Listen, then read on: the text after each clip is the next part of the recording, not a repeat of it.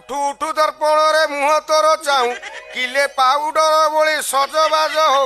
लाल lipstick बोला ओटे तो धर रक्त मुखा देवी परी दिशु तू सुंदर घरणी तोर स देखिले मोर पड़े गो भाले घरणी तोर डरे तो भाई को करे मु जुहार बयसरे सान पचे हेई मोर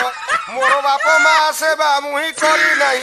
तोर मम्मी डैडी सेवा मुही करुअछि हाय हाय मो घरणी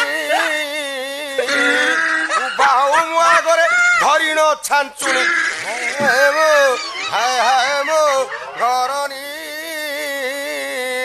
साक्षात चंडिका तुई साक्षात दुर्गा पति की बनई रखी पारु तू मुरुगा आजिकाली दुनिया रे किए बा न डरे आज ठारू मुही तोर अटेकिंग कर हाय हाय मो घरणी मो आड़कू ढलिलाणी तो सान भौणी हाय हाय मो